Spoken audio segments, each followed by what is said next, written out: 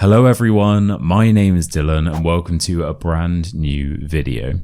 So over the last few days, I've been going undercover in various cafes, taxis and swimming pools all over the UK in order to secretly listen into strangers' conversations. Why? So I can make a video sharing and explaining certain expressions that native speakers actually use. Is that weird? Anyway, there is a lot to learn today, so everything will be included in a completely free PDF and the link to that is in the top comment. Right then, get ready to learn some real, everyday English. Okay, so our first eavesdropping session took place in a taxi, and it wasn't actually eavesdropping because I was involved in the conversation. This is how it went. Alright mate, how's it going? Not too bad, thanks. You? Yeah, all good, apart from the weather. Don't worry mate, it'll be sunny again before you know it. Oh my god, you are so funny and cool and you smell amazing. Wow, aren't you just the best person ever? And you're also an incredible YouTuber. Okay, so maybe that last part didn't happen, but the rest of it is true. Right then, let's break this down. So firstly, alright mate just means hi mate, and how's it going means how are you doing? Now I know I've said this a million times before, but when we say alright mate, we aren't actually asking if you are alright, we're just saying hi. I do actually have a whole bonus video explaining this, and I'll put the link to that in the top comment if you are interested. Anyway, after that I said I'm not too bad, thanks, which is just a very native way of saying, yeah, I'm fine or I am well. And my new friend then replied by saying, yeah, all good, apart from the weather. Now the reason he said this is because it was raining outside, and in the UK it is literally illegal not to bring up the weather at least once during a small talk conversation. Anyway, if you say that you are all good, it just means that everything is fine. You are all right. You see, there's just so many different ways of saying pretty much the same thing in British English, and I do explain this in a bit more detail in the PDF as well. Cool, so that's when I said, don't worry mate, it'll be sunny again before you know it. And this is the main expression that I wanted to teach you during this section, before you know it. And if something happens or will happen before you know it, it means that it happens very quickly or unexpectedly, normally before you even realize it. So for example, you could say, don't stress about your exams, mate. They'll be over before you know it. And that just means that these exams will be over very quickly before you even realize it. Or you could say, wow, they grow up so fast. One day they're in nappies and before you know it, they're off to university. And just so you know, nappies is the British English equivalent of diapers. Okay, so this is just a native alternative to saying very soon or very quickly, before you know it. So let's hop out of the taxi and make our way to the spa. Yes, I know, I don't normally live this lavish lifestyle, but you know, it's bloody exhausting teaching you lot, honestly. Anyway, I was there chilling, doing some light reading, when a couple of guys made the mistake of having a conversation within an earshot of me. Here's how it went. So, what's new with you, mate? You know, same old, same old. What about you? Yeah, same. Not much to report, really. Cool. Wait, what is that incredible smell? Is that coming from that really cool and intellectual man just chilling and reading a book? And he looks so cool and made that. Okay, so maybe that last part didn't happen, but the rest of it is true. Let's break this down. So what's new with you, mate, just means how is life going or is anything new happening? And it's just a very casual and common way of starting a conversation. Same old is just a very native way of saying, oh, you know, just the usual or nothing new really. You're basically saying that your life hasn't changed much. And once again, very common and very relaxed. And finally, we have, you know, not much to report. And this is the main expression that I wanted to teach you during this section. So if you say that you don't have much to report or not much to report, it's kind of like you're saying, you know, nothing interesting enough for me to tell you about or report to you has happened lately. So it's very similar to same old, same old. It's just another polite and casual way of saying there isn't really anything new going on in your life. However, it just sounds a bit more natural than this. Hey mate, how's it going? Oh, you know, there's nothing really new or interesting enough for me to report to you happening in my life. Yeah, so instead of that, you should probably just say, hey mate, how's it going? Oh, you know, not much to report really. You? Now this brings us on to the next day where I went absolutely cafe crazy. Yes, I really visited 3 different cafes, all in an attempt to get some juicy content for you.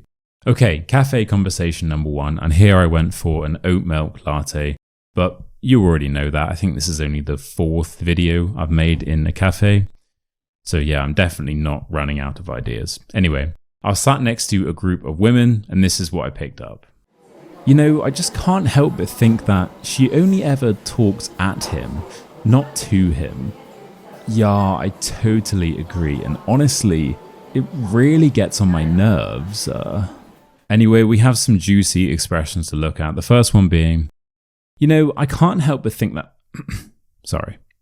You know, I can't help but think that she only ever talks at him, not to him. So when you say that you can't help but think something, it just means that you cannot avoid having a particular thought or feeling, even if you don't want to have it. So let's say that one day your friend randomly starts acting very weirdly or secretively around you. You could say, you know, I can't help but think that he's hiding something, or I can't help but feel that he's hiding something. And you can use either expression. Secondly, if you talk at someone instead of with someone, it means that you're not really having a conversation. You're not really listening to what the other person is saying to you. You don't really care what they think. You just want someone to talk at. You just want to speak at someone, not to them. So it's a one-sided conversation. Now, for the next part, I totally agree. And honestly, it really gets on my nerves. So finally, if you say that someone or something really gets on your nerves, it just means that that person or that thing really annoys you. You find them or it very irritating. Now, this is such a native expression, so definitely start saying this today. Okay. Right. Here's how the rest of the chat went. Yeah, I totally agree, but honestly, it was harder when we were living together in the middle of nowhere. I was like his only friend, which just shouldn't be the case, you know? Yeah, I remember that. It was like he was losing his head every 5 seconds. I know, Wait, Samantha, who's that weird guy eavesdropping on our conversation and writing down what we're saying? Hey, wait, where are you going? Come back here. Hey, come back, wait. Okay, that last part definitely didn't happen, definitely not. Okay, but the rest of it is true, but not that last part. That's not true. So firstly, if you live in the middle of nowhere, it means that you are in a very remote place with nothing else nearby. And this is a really common expression. So you can live in the middle of nowhere. A shop can be in the middle of nowhere. If it's very far away and there isn't really anything else near it, then it is officially in the middle of nowhere. Secondly, if you say that something shouldn't be the case, it means that you think something isn't right or fair. It's kind of like saying this isn't how things should be. And as mentioned, it's because it feels unfair or unusual or just a bit sad. So for example, you could say, she works 3 jobs and still can't afford her rent. And that just shouldn't be the case. So here, if someone is working 3 jobs, then they should be making enough money to actually afford their rent. And if that isn't the case, if that isn't reality, then that just sounds very unfair or a bit sad. Okay, and finally, if someone loses their head, it means that they have lost their composure or self-control, often due to strong emotions such as anger, panic, or fear. Okay, let's move on to cafe number 2. Right, cafe number 2 was a bit of a letdown, to be honest. So I walked past, I looked inside, and this place was full of people. So I was confident that if I sat down, got myself a coffee, I'd be able to overhear some brilliant expressions that I could teach to all of you. And I did just that. I walked in, got a coffee, £4.20, by the way. So I'll put that into your local currency. You can let me know how that compares. And I sat down and everyone around me was American. They were all American. This cafe was full of Americans, which is just extremely rare. So as mentioned, this was in Bristol, which is quite a popular city. And even then, it's quite rare to get Americans there. So a whole cafe full of them was surprising to say the least. And this is nothing against Americans, obviously. It's just that I teach British English, so it's kind of the wrong market for me. Anyway, they did say one thing that was quite useful, so I'll teach that to you now. That sounds crazy. So what happened? Well, she wrote this blog post and inside of it, it said, make sure you're not nagging your partner too much, because that could lead to resentment, you know? Sorry guys, you know I need to do my American accent. It's not actually optional at this point. Anyway, the expression is nagging. And if you are nagging someone, it means that you are constantly asking that person to do something to the point where it gets a bit annoying. So this would be an example of someone nagging their partner. Have you taken out the bins yet? 5 minutes later. Why does it still smell of bins in here? Can you take them out now, please? 5 minutes later. Why have you not taken out the bins yet? 5 minutes later. Can you take out the bins now, please? 5 minutes later. Wouldn't it be nice if someone took the bins out, right? 5 minutes later. Dylan, why have you not taken out the bins yet? This is why we're getting a divorce. No, I'm so bored of the divorce jokes. They're not funny anymore. They never really were that funny, but we're done with the divorce jokes, okay? But that is an example of someone nagging someone to do something. And in fairness, we do use this expression all the time in the UK, so it's definitely worth you knowing.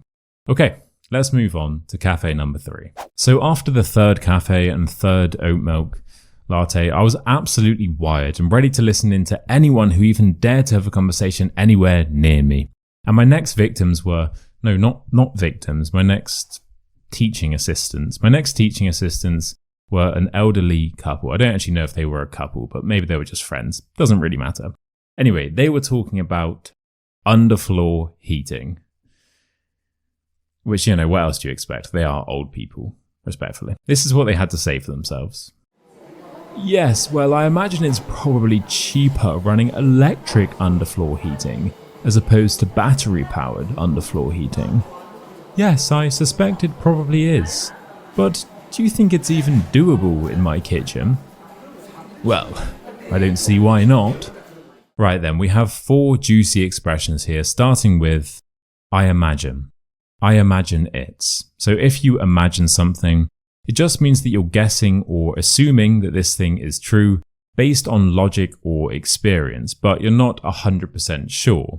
It's kind of like an educated guess. So for example, you could say, well, seeing as it's Christmas Eve, I'd imagine that the traffic will be quite bad this morning. So here, you're not certain, but based on the information that you have, it seems quite likely. Now this is actually quite similar to the next expression, which is I suspect.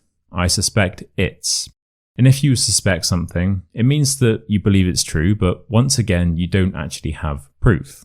It's just your opinion or suspicion. It's kind of like saying, I have a feeling it's true. So for example, if I said to my friend, oh mate, I had 16 beers last night, he might say, right, well then I suspect that you're probably feeling a bit hungover today then. And here my friend doesn't know that I'm hungover, but based on the information that I had 16 beers last night, he can suspect or guess that I probably am slightly hungover today.